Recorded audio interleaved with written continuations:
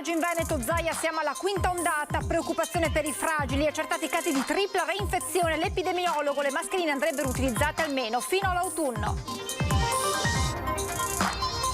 Accoglienza profughi dall'Ucraina, ha firmato l'accordo con gli albergatori, la regione pagherà da 35 a 60 euro per gli alloggi dei rifugiati, tariffe ridotte al 50% per i minori, 2500 strutture pronte in Veneto.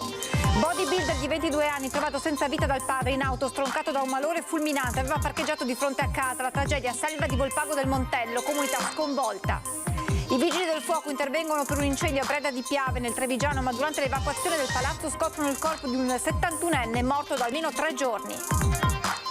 I carabinieri arrestano i responsabili dell'esplosione di una bomba artigianale che lo scorso anno devastò una macelleria nel Padovano. Nessun atto di criminalità organizzata, il movente era sentimentale. Sport in lutto per la morte dell'ex rugbista padovano Tiziano Franchini, scomparso per un infarto a 44 anni, la stessa fine del fratello gemello Simone 17 anni fa durante una gara. Al via la sperimentazione, da oggi a Venezia polizia e carabinieri sono dotati di taser, l'arma a impulsi elettrici che serve a immobilizzare il malvivente in caso di necessità. Buonasera, ben ritrovati con l'edizione regionale dei nostri telegiornali che si apre con gli aggiornamenti sulla pandemia nella nostra regione, dove è iniziata la quinta ondata, ma si tratta di una fase finalmente endemica del virus. Questa è la fotografia aggiornata dal presidente del Veneto Zaia, che sul fronte dell'accoglienza ai profughi ha firmato un accordo con gli albergatori della regione. Disponibili al momento 1000 posti. Vogliamo evitare, dice Zaia, l'effetto tendopoli. Noi abbiamo avuto negli ultimi 10 giorni una ripresa della curva. Siamo entrati nella quinta ondata. Abbiamo avuto quindi un incremento di ricoveri di qualche decina e a occhio così, e le terapie intensive calano perché le terapie intensive giustamente sono di ricoverati che vengono dalla quarta ondata e quindi sono spesso cittadini che sono lì questi da 3-4 settimane, diciamo mediamente, quindi stiamo parlando ancora della vecchia ondata. Se da un lato il numero dei contagi, oltre 8.000 in 24 ore, indica l'inizio di una quinta ondata, dall'altro ricoveri e sintomatologia parlano di una fase finalmente endemica. Per il presidente del Veneto Luca Zaia il virus ha cambiato pelle e la stessa terminologia dell'emergenza va adeguata, così come l'approccio.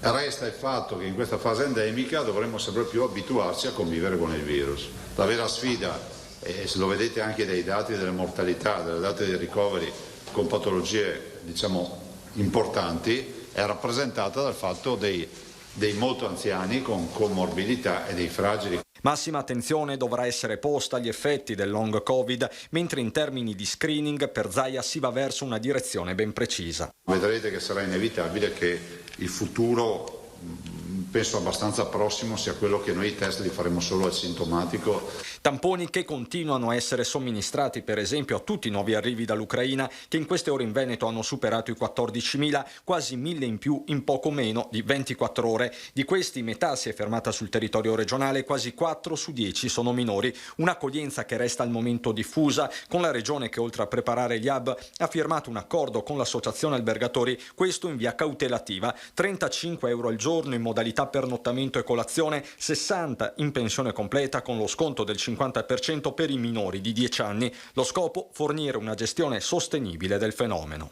Abbiamo voluto evitare le tende, cioè tendopoli eccetera, cioè alloggi diciamo da protezione civile, proprio da emergenze. Infatti il segno nei nostri paesi non si vede, insomma, questo lo riconosciamo tutti. Connesso il nodo delle risorse con la regione che aspetta cenni dal governo, che a sua volta guarda all'Europa. Da parte del governo ci aspettiamo uno stanziamenti per dare una mano ovviamente alle amministrazioni, penso ai comuni, per il problema delle mense scolastiche piuttosto che per altri problemi di spese che abbiamo appunto in virtù di questi flussi. Dunque aumentano in tutta la regione i contagi. Nel Padovano sono oltre 3.000 le persone che hanno preso il Covid per la seconda volta, e sempre in provincia di Padova si registrano 20 casi addirittura di tripla reinfezione. Intanto sono 98 gli anziani ospiti nelle RSA che sono risultati positivi.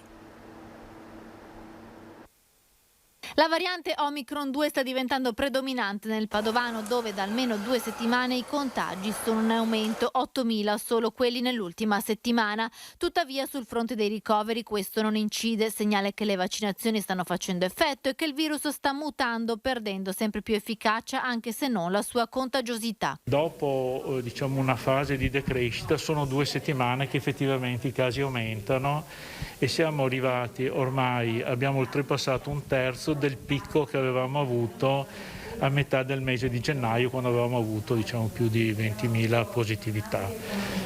Per fortuna la malattia si presenta in forma molto contagiosa ma con sintomi meno gravi, infatti il riflesso che abbiamo negli ospedali è un riflesso di minore occupazione dei posti letto e quindi in generale possiamo dire che il trend è in chiara discesa, il trend di gravità della malattia. Nel Padovano ci sono stati anche 20 casi di tripla reinfezione. Mi pare che non ci siano, la gravità è molto bassa, il corredo dei sintomi è molto inferiore, i vaccini chiaramente funzionano rispetto alla gravità della malattia. In aumento anche i casi nelle scuole, 300 classi hanno almeno un positivo e sono in regime di autosorveglianza. Abbiamo più o meno una 60 di classi invece che sono o in isolamento a casa, in quarantena a casa,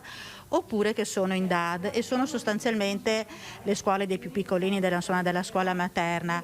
Qualche caso in più ce l'abbiamo obiettivamente nei bambini che vanno a scuola, però insomma in linea con quello che sta succedendo anche nelle altre classi d'età. E secondo l'epidemiologo Guerriero la mascherina andrebbe utilizzata almeno fino al prossimo autunno nelle situazioni di assembramenti o al chiuso. Sempre secondo Guerriero, dopo il Libera Tutti previsto nei prossimi mesi, c'è da aspettarsi che il contagio continui a salire.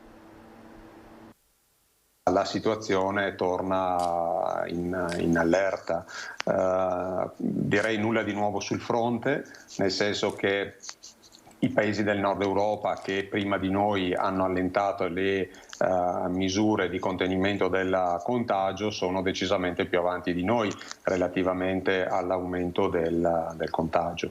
Così l'epidemiologo dell'Università di Verona Massimo Guerriero, che parla anche dell'ormai prossimo allentamento delle restrizioni.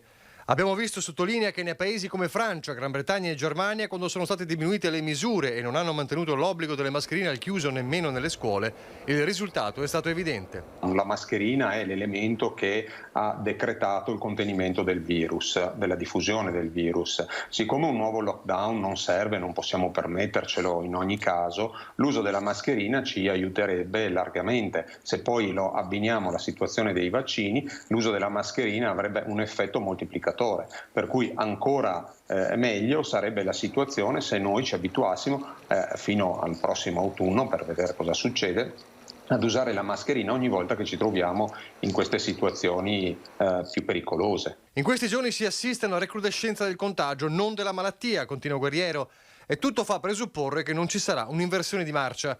Nelle prossime settimane ci dovremo aspettare un ulteriore aumento del numero dei contagiati.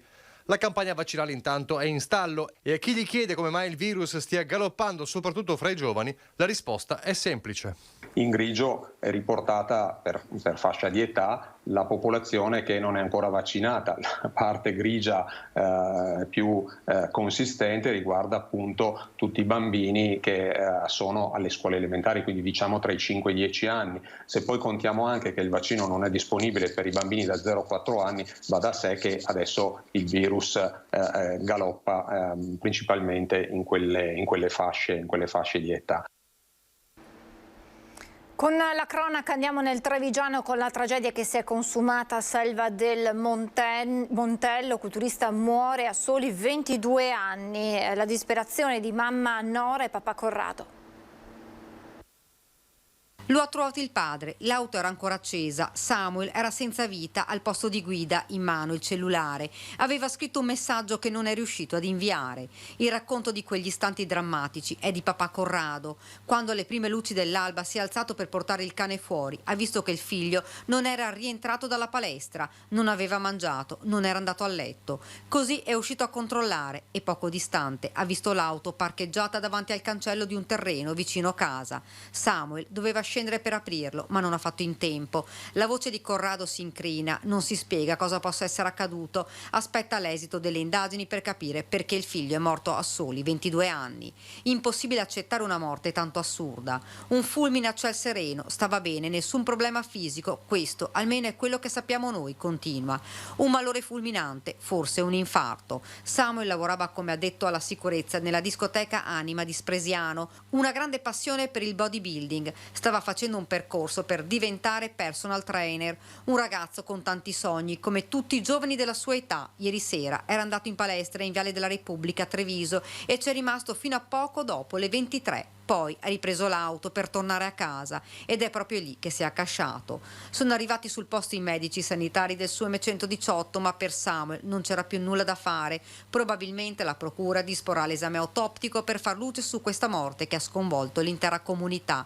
Poco distante la casa e il bar dove Samuel andava spesso a parlare a Ivano, il titolare. L'ho sempre visto come bambino dolce, bravo ragazzo, tutto lì. Non ho neanche parole da esprimere. Siamo distrutti, ci dice. Io andavo a scuola con il papà di Samuel. Non pensi una cosa così, mai. Forse è meglio così. Non pensare è meglio. Però quando succede muori dentro, qualcosa muore. Non lui, tutti. Poche parole, lo strazio di una tragedia che non ha risposte. Un cantante che conosciamo tutti ha detto siamo candele al vento. Candele al vento. Sport, rugby padovano in lutto, accomunati a 17 anni di distanza nello stesso triste destino di un cuore che si ferma, i due rugbisti gemelli Franchini. 17 anni fa se n'era andato il fratello gemello Simone, ora in un modo e per certi versi per un motivo molto simile anche Tiziano. Sono i gemelli Franchini, fermati da un cuore che faceva le bizze. Simone al termine di una partita di rugby, Tiziano dopo una passeggiata fuori casa a Ponso nella Bassa Padovana dove abitava con la famiglia. Per entrambi una vita legata a doppio filo al rugby, la loro passione che dal CUS Padova li aveva portati anche alle nazionali giovanili e alla Serie A. Ora, per volere di Tiziano, che ha chiesto di non celebrare funerali, le sue ceneri si uniranno a quelle di Simone e saranno sparse sul terreno del Western Sydney Stadium a Parramatta, in Australia, uno stadio di rugby a 13 a cui i due padovani erano molto legati. Un incendio in un appartamento, la palazzina evacuata e la scoperta di un inquilino morto da almeno 3 giorni senza che nessuno se ne accorgesse. È accaduto nella serata di ieri nel Trevigiano, a Breda di Piave. Mi sono affacciato dalla terrazza, ho visto che c'era abbastanza gente fuori e ho chiesto, e poi sono anche venuto giù, ho chiesto, mi hanno detto che era successo un incendio su un appartamento. Ma l'evacuazione dei 10 alloggi di una delle palazzine Ater di via Europa a Breda di Piave ieri sera, poco dopo le 8, ha fatto compiere ai vigili del fuoco una macabra scoperta. Un inquilino senza vita in casa, morto almeno da 3 giorni, il 71enne Primo Zarabara. Ai pompieri, che hanno bussato a ogni porta dopo che al piano terra si era sviluppato un principio di incendio per una pentola lasciata sul fuoco, con una 63enne leggermente intossicata, accompagnata in pronto soccorso, il 71enne non aveva risposto. Da lì il sospetto e il ritrovamento del corpo. Nessuno si era accorto di nulla. Lui forse si è trovato da solo. Ma non si tratta di una situazione di abbandono. Zarabara, lungodipendente della tessitura Monti, divorziato e con 2 figli, soffriva di problemi cardiaci. Era seguito dai servizi sociali del comune che settimanalmente si recavano da lui. Fatalità il martedì. I controlli erano di martedì, c'era sto passaggio, era una persona che aveva una sua autonomia, l'accompagnavamo nelle necessità, anche quelle della spesa, per dire, perché martedì scorso l'assistente domiciliare è andata a fare la spesa assieme, l'ha portato fuori, l'ha accompagnato. Non ha rimproveri da farsi, ecco, in questo senso. No, assolutamente. Il sindacato alza la voce dopo gli ultimi drammatici infortuni sul lavoro. 2 operai morti nei giorni scorsi a Cartura e Marano Vicentino e un 25enne ustionato ieri a San Pietro Viminario nella Bassa Padovana. È ricoverato al centro Grandi Ustionati di Padova con lesioni al volto e alle mani, ma non in pericolo di vita. Sarebbero queste le condizioni dell'operaio di 25 anni, rimasto ferito in un'azienda di prodotti cosmetici a San Pietro Viminario.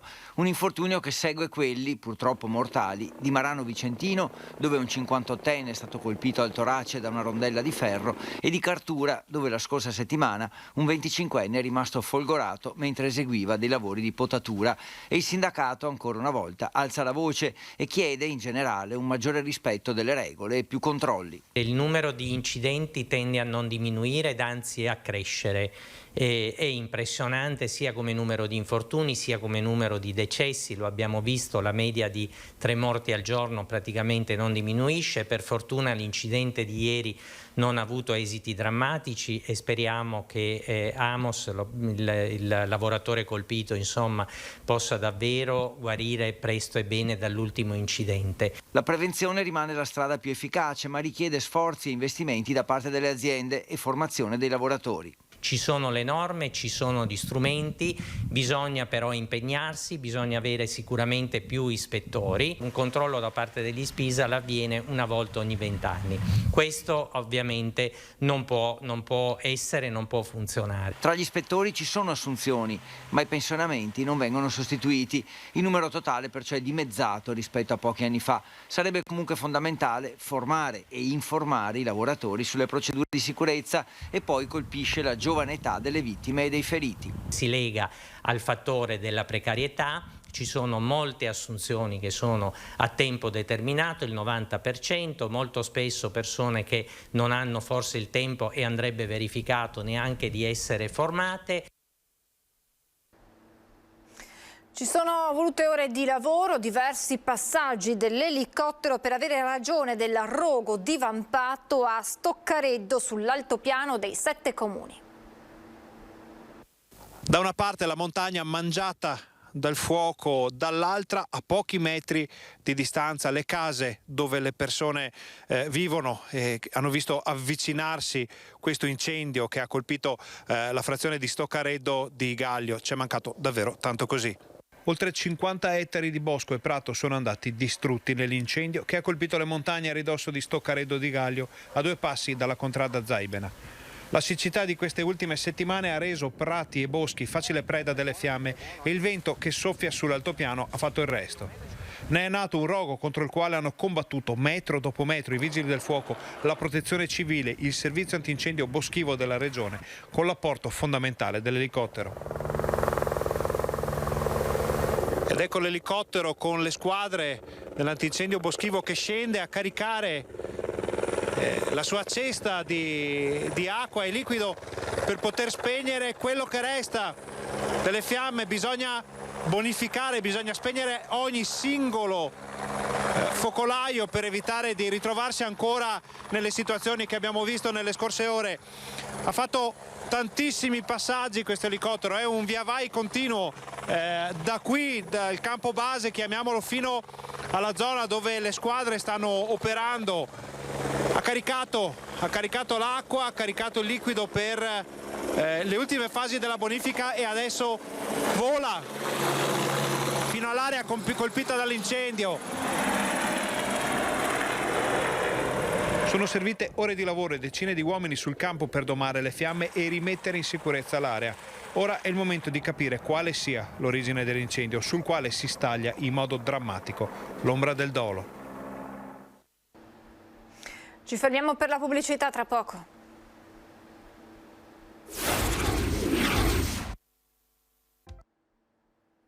Rieccoci in diretta ancora con la cronaca. Il 14 giugno dell'anno scorso un boato svegliò gli abitanti di Bagnoli di Sopra. Una bomba artigianale devastò una macelleria. Ora i carabinieri hanno arrestato 3 persone. 14 giugno 2021, in piena notte salta per aria la macelleria Parton in centro a Bagnoli di Sopra. Un ordigno artigianale, un tubo in plastica riempito di polvere esplosiva attivato da una miccia a lenta combustione, provoca pesanti danni ai serramenti e agli arredi del negozio e ad alcune finestre delle case vicine. Nessun ferito. I carabinieri del nucleo investigativo di Padova e della compagnia di Abano Terme, insieme ai colleghi di Venezia e Reggio Calabria, lunedì hanno arrestato 3 persone, come disposto dal GIP del Tribunale di Padova domenica Gambardella. Sono Salvatore Allia, catanese, 53enne, da anni residente a Bagnoli di Sopra, imprenditore, pregiudicato, ritenuto il mandante dell'attentato. Gianluca Zanellato, 54enne di Correzzola, autotrasportatore, il quale, secondo la procura, sarebbe stato l'esecutore dell'esplosione. Nicola Zumbo di Reggio Calabria, 53 anni, pregiudicato. I motivi che scatenarono l'attentato dinamitardo alla macelleria sarebbero stati sentimentali.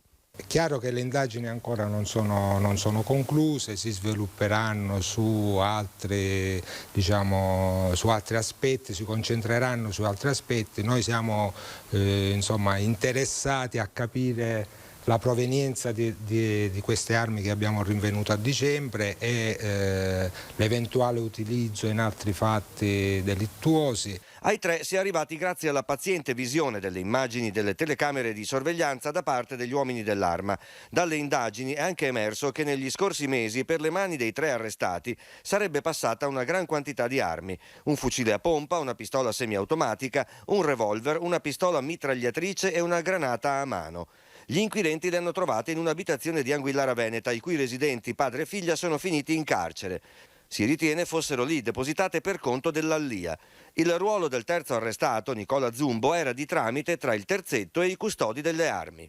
Sì, assolutamente. Tant'è che lo scorso dicembre abbiamo rinvenuto questo arsenale, perché di un arsenale si tratta, costituito da sia armi comuni da sparo, sia di armi da guerra, sia di parti di armi, sia di una bomba a mano e di numerosissimo munizionamento.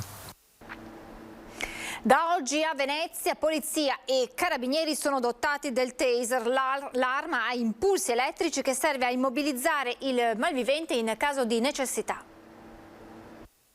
Dopo una lunga sperimentazione sono arrivati a Venezia i taser in dotazione a polizia e carabinieri. Consente a un operatore abilitato, dopo un corso di formazione specifico della durata di 5 giorni, di essere dotato appunto di un'arma a tutti gli effetti, ai sensi dell'articolo 30 del testo unico delle leggi pubblica sicurezza, che però ha un effetto non tanto di mostrare i muscoli contro una resistenza o una violenza, quanto di avere un effetto dissuasivo. Potrebbe essere una situazione critica in cui abbiamo un soggetto in escandescenza, che magari in una pubblica via, che è difficile, che non si riesce a immobilizzare. Il soggetto viene immediatamente immobilizzato attraverso una contrazione muscolare causata dagli impulsi elettrici e ovviamente questa immobilizzazione è temporanea, questo lo ricordiamo, e questa temporaneità e soprattutto l'alta intensità ma la bassa corrente di questi impulsi elettrici che fa di quest'arma un'arma non letale. Il taser, disciplinato da un protocollo operativo stringente, solo in casi specifici e comunque dopo l'attivazione di step dissuasivi, servirà infatti a garantire sicurezza alle forze dell'ordine nelle situazioni di maggiore difficoltà e di conseguenza ai cittadini. Questo ci consente di operare in tutta sicurezza, garantendo quindi l'immobilizzazione senza che l'operatore possa arrivare appunto al contatto fisico con il resistente.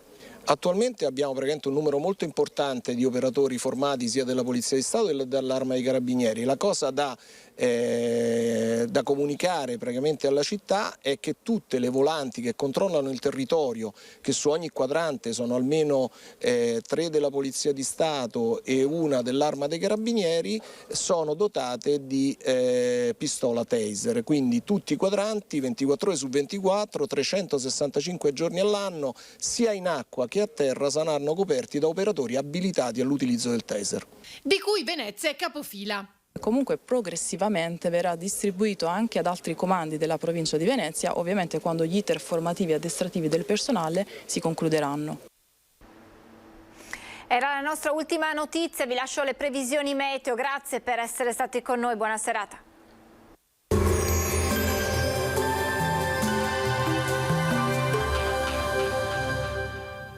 Da 150 anni, Nardo Giovanni Terrazzi alla Veneziana. I pavimenti più belli del mondo. Bentrovati al meteo. L'alta pressione domina sul nostro territorio, dunque bel tempo e clima mite, piogge ancora lontane. Vediamo il dettaglio di mercoledì 23 marzo.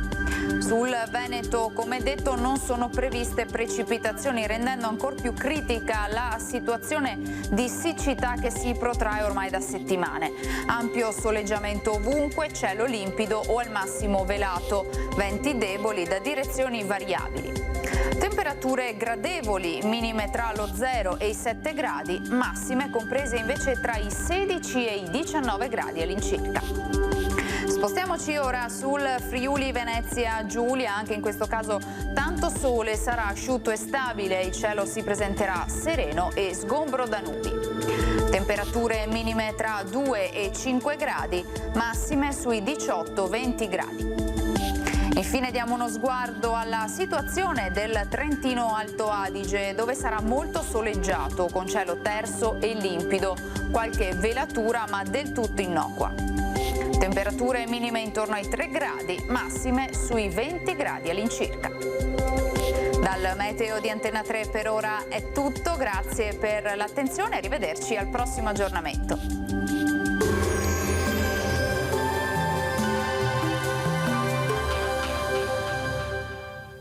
Da 150 anni, Nardo Giovanni Terrazzi alla Veneziana. I pavimenti più belli del mondo.